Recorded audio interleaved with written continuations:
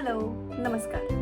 ह्या व्हिडिओमध्ये आपण युनिट 3 चा chapter number 8 cell the unit of life चा पुढचा भाग बघणार आहोत. या भागात आपण eukaryotic cell, cell membrane, fluid mosaic model आणि बाकी काही सेल ऑर्गॅनेल्स बद्दल डिस्कस करणार आहोत. चला तर मग सुरू करूया.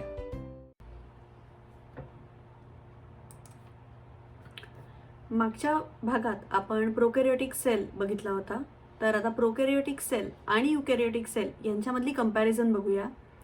प्रो चा अर्थ होतो प्रिमिटिव्ह आणि यू चा अर्थ होतो ट्रू. सो ज्या सेल्समध्ये प्रिमिटिव्ह न्यूक्लियस आहे, कॅरी ऑन म्हणजे न्यूक्लियस, सो प्रिमिटिव्ह न्यूक्लियस असलेल्या सेल्सना प्रोकॅरियोटिक सेल म्हणतात आणि ट्रू न्यूक्लियस असलेल्या सेल्सना युकॅरियोटिक सेल्स असं म्हणतात. या भागात आपण युकॅरियोटिक सेल्स आणि त्याचे डिटेल्स याबद्दल डिस्कस करणार आहोत. सगळ्या हायर प्लांट्स आणि ॲनिमल्समध्ये युकॅरियोटिक सेल दिसून येतो. युकॅरियोटिक सेलचे मार्किंग्स तुम्ही नोट डाऊन करून घेऊ शकता आणि आता आपण त्याचे डिटेल्स बघूया. युकॅरियोटिक सेल्स मध्ये दोन मेन भाग येतात, ते म्हणजे प्लांट सेल आणि ॲनिमल सेल. इथे आपल्याला डायग्राममध्ये दिसतंय त्याप्रमाणे प्लांट सेलचा जो न्यूक्लियस आहे त्याला इसेंट्रिक न्यूक्लियस असं म्हणतात आणि ॲनिमल सेलचा जो न्यूक्लियस आहे त्याला सेंट्रिक न्यूक्लियस असं म्हणतात. इसेंट्रिक याचा अर्थ होतो की अवे फ्रॉम द सेंटर. सेंटरला एक्झॅक्टली प्लांट सेलचा न्यूक्लियस जनरली प्रेझेंट नसतो, वेअर ॲज ॲनिमल सेलमध्ये न्यूक्लियस हा जनरली सेंटरला प्रेझेंट असतो. जर बाकी आपण डिटेल्स बघायला गेलो तर प्लांट सेल्समध्ये काही ऑर्गॅनेल्स प्रेझेंट आहेत जे ॲनिमलमध्ये ॲबसेंट आहेत आणि ॲनिमल सेल्समध्ये जे काही स्पेशल ऑर्गॅनेल्स प्रेझेंट आहेत ते काही प्लांटमध्ये ॲबसेंट आहेत. जसं की व्हॅक्युओल हा खूप मोठा असतो प्लांट सेलमध्ये, वेअरॅज व्हॅक्युओल्स हे ॲनिमल सेल्समध्ये छोटे असतात. ॲनिमल सेल्समध्ये जे सेंट्रिओल्स प्रेझेंट असतात ते प्लांट सेलमध्ये ॲबसेंट असतात. प्लांट सेलमध्ये प्लाझ्मोडेस्माटा प्रेझेंट असतात तर ॲनिमल सेलमध्ये मायक्रोविलाय. जी सेल मेम्ब्रेन आहे ती मात्र दोन्हीमध्ये प्रेझेंट असते आणि त्याचं जे मॉडेल आहे त्याला फ्लुइड मोझाईक मॉडेल असं म्हणतात. या फ्लुइड मोझाईक मॉडेलमध्ये मेनली आपल्याला कळून येतं की सेल मेम्ब्रेन ही लिपिड बायलेअर आणि इंटिग्रेटेड प्रोटीन्सनी बनलेली आहे. लिपिड बायलेअर हा बेसिकली फॉस्फोलिपिड असतो. आपल्याला इथे डायग्राममध्ये दिसेल की त्या फॉस्फोलिपिडमध्ये दोन जे लेयर आहेत त्याचं एक सिंगल युनिट आहे ज्याच्यात हेड आहे आणि टेल आहे. हेड आहे त्याला हायड्रोफोबिक असं म्हणतात आणि टेलला हायड्रोफिलिक असं म्हणतात. हायड्रोफोबिक याचा अर्थ वॉटर लव्हिंग किंवा it attracts the water molecules, whereas जो टेल आहे इट इज हायड्रोफोबिक म्हणजेच it repels the water molecules. इथे डायग्राममध्ये आपल्याला दिसेल की टेल्स हा ह्या इनर साईडला प्रेझेंट आहेत आणि जे हेड्स आहेत ते आउटर साईडला प्रेझेंट आहेत. सो सेलची जी रिक्वायरमेंट आहे water to accept the water molecules ही या हेड्समुळे कंप्लीट होते, फुलफिल होते. ह्या हेड्समध्ये किंवा या लिपिड बायलेअरमध्ये आपल्याला कोलेस्टेरॉल मॉलिक्युल्स दिसून येतात. त्याचबरोबर काही युनिट्स दिसत आहेत, त्याला पेरिफेरल आणि इंटिग्रल प्रोटीन्स असं म्हणतात. हे जे पेरिफेरल आणि इंटिग्रल प्रोटीन्स आहेत त्या प्रत्येकाची काही स्पेशल फंक्शन्स आहेत. ती काय फंक्शन्स आहेत ते आपण थोडक्यात बघूया. जे इंटिग्रेटेड प्रोटीन्स आहेत ते मेनली दोन प्रकारचे असतात. इथे डायग्राममध्ये आपल्याला दिसतंय त्याप्रमाणे हे इंटिग्रेटेड प्रोटीन्स हे इंटिग्रल किंवा पेरिफेरल अशा दोन प्रकारमध्ये आपल्याला दिसून येतात. इंटिग्रल प्रोटीन्स जे असतात हे थ्रूआउट द लिपिड बायलेअर, पूर्ण बायलेअरच्या लेंथ भर प्रेझेंट असू शकतात किंवा त्याच्यामध्ये बरीड असतात. वेअरॅज पेरिफेरल जे प्रोटीन्स आहेत हे कुठल्या तरी एकाच सरफेसला प्रेझेंट असतात. जर आउटर सरफेसला प्रेझेंट असलेले काही जर पेरिफेरल प्रोटीन्स असतील तर त्यांना बऱ्याचदा शुगर्स सुद्धा कनेक्टेड असतात. हे शुगर्स जनरली ग्लुकोज किंवा गॅलेक्टोजच्या फॉर्ममध्ये प्रेझेंट असतात. पुढे बघूया. इथे फ्लुइड मोझाईक मॉडेलचे काही इम्पॉर्टंट पॉइंट्स तुम्ही नोट डाऊन करून घेऊ शकता आणि त्याचे डिटेल्स आता आपण बघूया. हे फ्लुइड मोझाईक मॉडेल जे आहे हे बेसिकली प्रपोज केलेलं आहे बाय सिंगर अँड निकोलसन. या सिंगर आणि निकोलसनने इन द इयर 1972 मध्ये फ्लुइड मोझाईक मॉडेल हे जगासमोर प्रेझेंट केलं. ह्या सेल मेम्ब्रेनला क्वासी फ्लुइड नेचर असं सुद्धा म्हणतात. याचं कारण असं आहे की जे काही इंटिग्रेटेड प्रोटीन्स या सेल मेम्ब्रेनमध्ये प्रेझेंट आहेत हे इंटिग्रेटेड प्रोटीन्स हे throughout the cell membrane move करू शकतात टू परफॉर्म डिफरंट फंक्शन्स आणि या मूव्हमेंट ऑफ प्रोटीन्समुळेच या सेल मेम्ब्रेनला क्वासी फ्लुइड नेचर असं सुद्धा म्हणतात। सेल मेम्ब्रेन ही फ्लुइड नेचरची का आहे, तर त्याच्यामागे काही खास रिझन्स आहेत। त्यातलं पहिलं रिझन म्हणजे सेल ग्रोथ। प्रत्येक सेल हा ग्रो होत असतो, त्याची सेल डिव्हिजन होत असते। या सगळ्या प्रोसिजर परफॉर्म करण्यासाठी फ्लेक्झिबिलिटी ही खूप जास्त महत्त्वाची असते।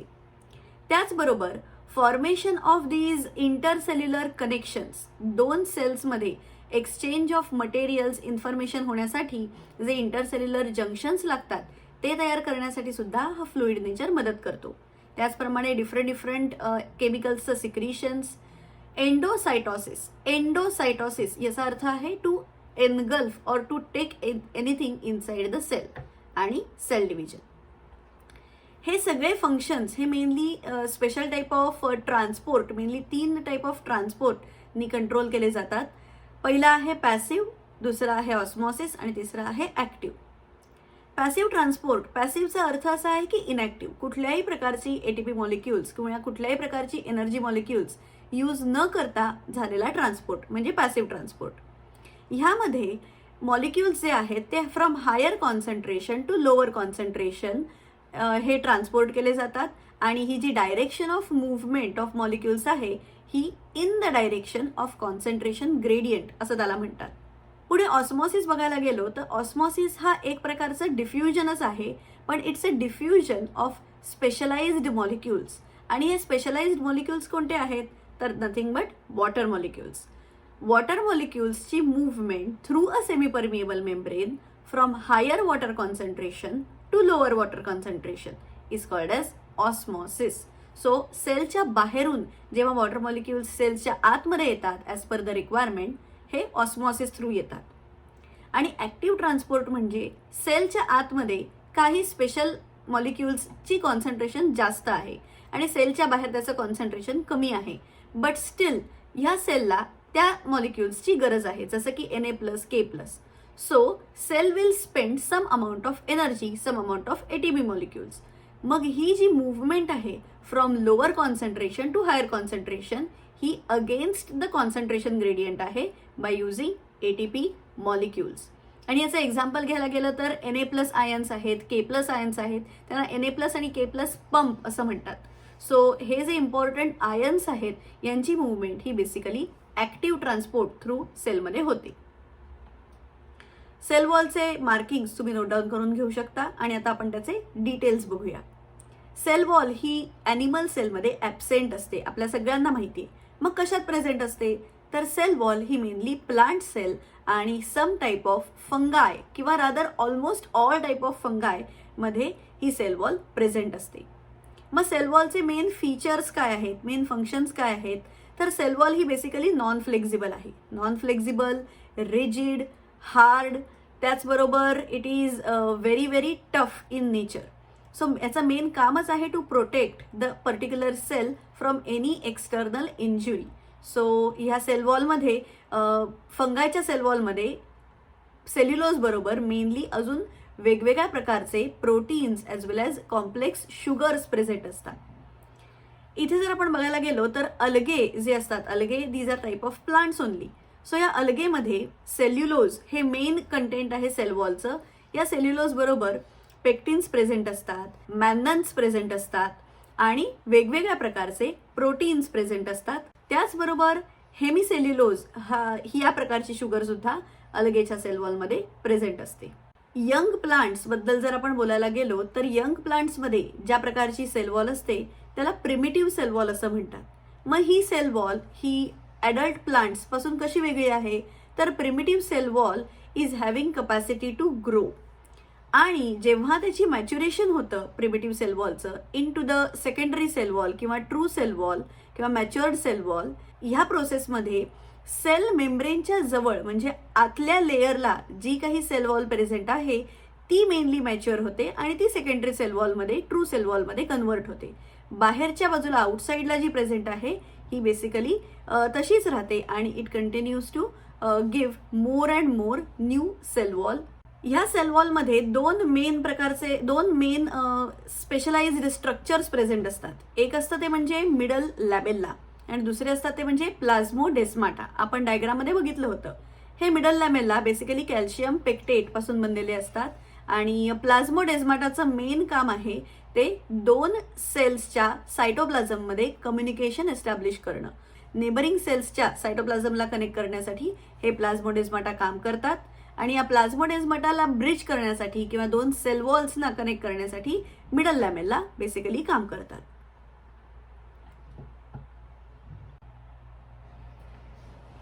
पुढे एंडोमेम्ब्रेन सिस्टीम चे मार्किंग तुम्ही नोट डाऊन करून घेऊ शकता.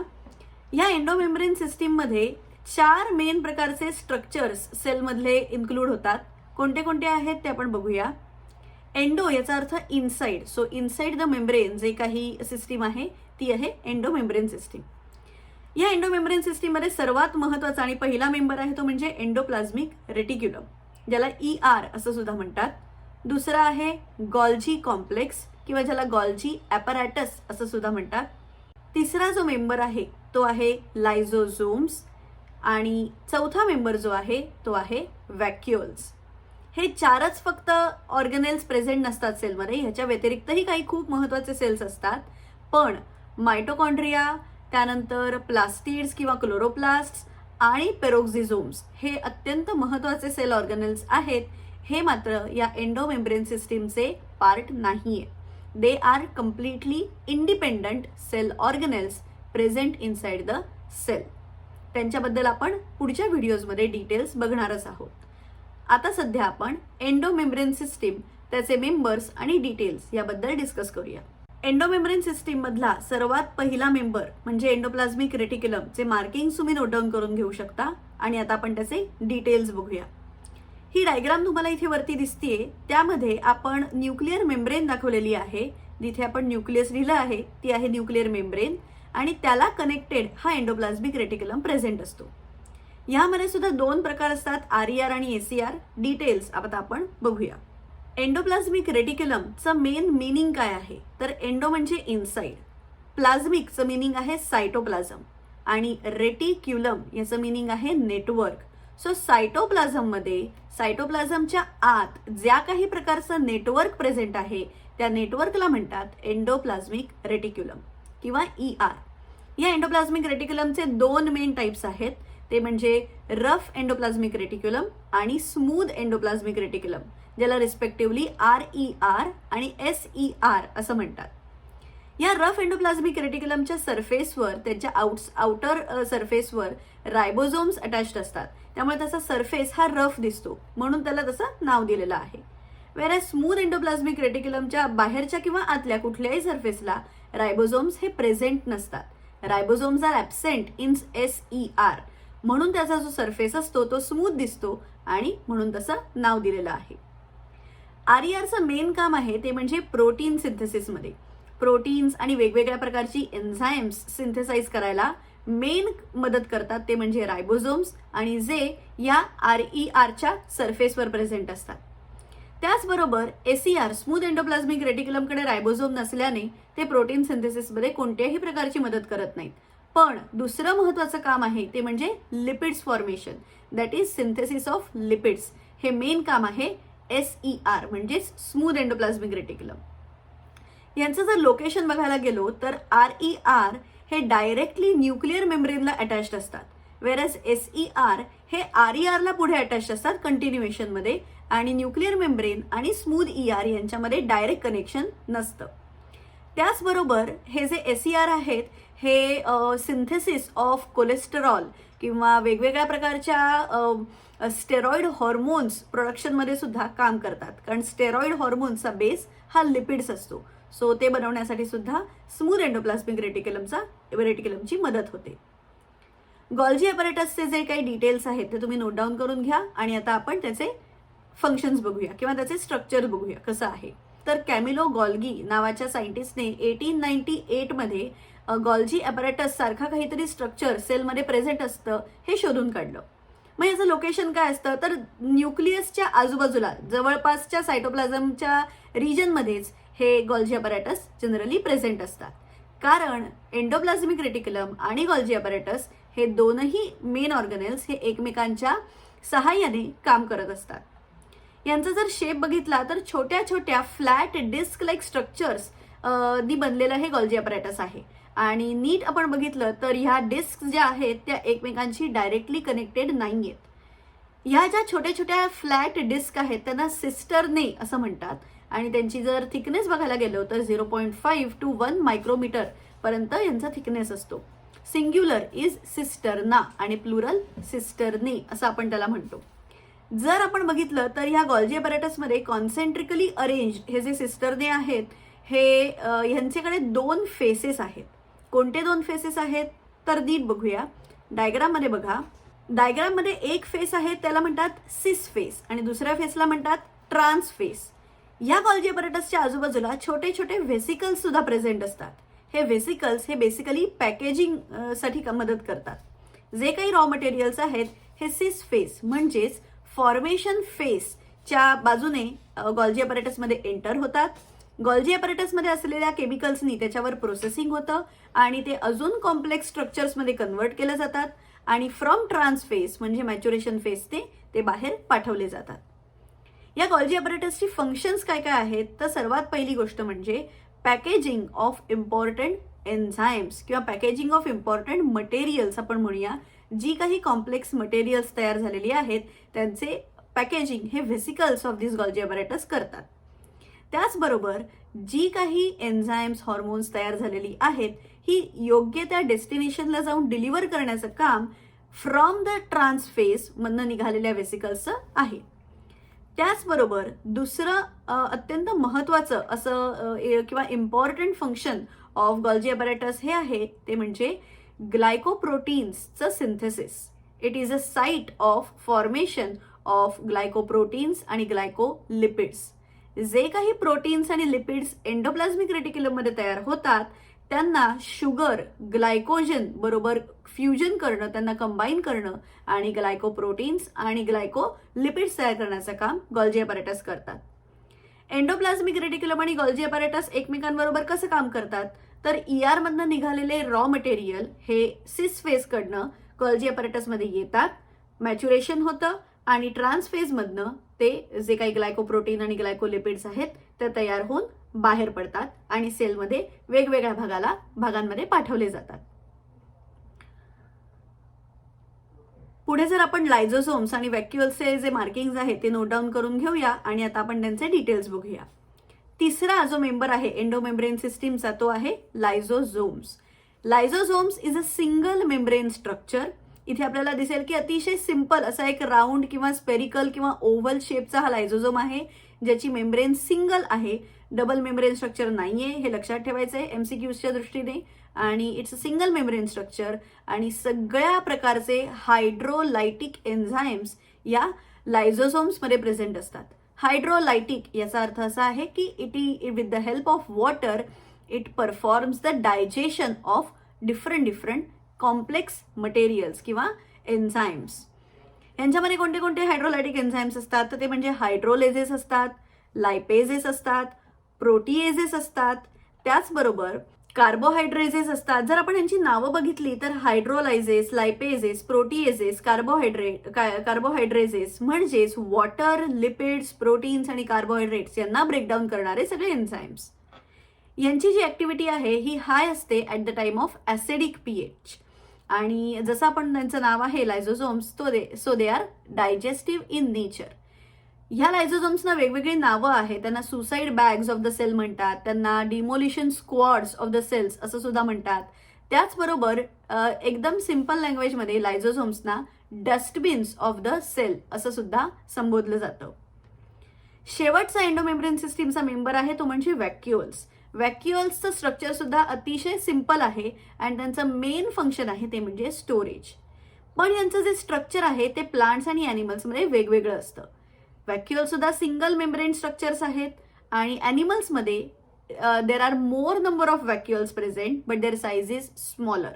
वेअर ॲज प्लांट सेलमध्ये जनरली एक सिंगल व्हॅक्युअल प्रेझेंट असतो पण तो खूप मोठ्या साईजचा प्रेझेंट असतो. जर इथे आपण डायग्राममध्ये वरती बघितलं तर large vacuole, a single large vacuole is present in a typical plant cell. याचं कारणच असं आहे की प्लांट सेलमध्ये हा व्हॅक्युअल जो आहे तो वॉटर आणि सॅप त्याचबरोबर एक्सक्रिटरी मटेरियल्स या सगळ्याला स्टोअर करण्याचं काम करतो आणि प्लांट सेलची जी टर्जिडिटी आहे ही टर्जिडिटी मेंटेन करण्यासाठी या व्हॅक्युअलची मदत होते. ॲनिमल सेल्समध्ये एक्सक्रिटरी प्रोडक्ट्स, ॲनिमल सेल्समध्ये बाकी काही जर वेस्ट प्रोडक्ट्स असतील, त्याचबरोबर काही वॉटर मॉलिक्युल्स असतील तर ते टेम्पररीली स्टोअर करण्यासाठी सुद्धा व्हॅक्युअल्सची मदत होते. प्लांट व्हॅक्युअलला टोनोप्लास्ट असं सुद्धा नाव देण्यात येतं आणि 90% of the space in a matured plant cell हा टोनोप्लास्ट ऑक्युपाय करू शकतो. अमिबामध्ये जो व्हॅक्युअल असतो त्याला कॉन्ट्रॅक्टाईल व्हॅक्युअल असं म्हणतात, जो मदत करतो अमिबाच्या फॅगोसायटोसिस प्रोसेसला. आणि प्रोटिस्टमध्ये ते असतात फूड व्हॅक्युअल, कारण ते मेनली फूड स्टोअर करतात. तुम्हाला जर हा व्हिडिओ आवडला असेल तर जरूर लाईक करा, कमेंट करा आणि तुमच्या सर्व मित्रमैत्रिणींबरोबर शेअर करा. अजून जर तुम्ही माझ्या चॅनलला सबस्क्राईब केलं नसेल तर नक्की सबस्क्राईब करा, म्हणजे पुढे येणाऱ्या प्रत्येक व्हिडिओचं पहिलं नोटिफिकेशन तुम्हाला मिळेल. धन्यवाद. All the best.